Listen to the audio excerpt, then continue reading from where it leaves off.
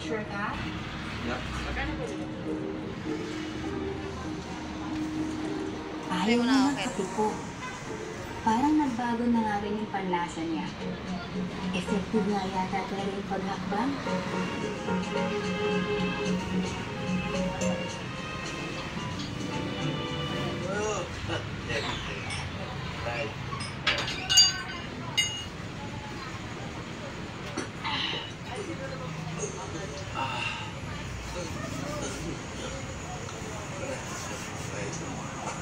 Ano?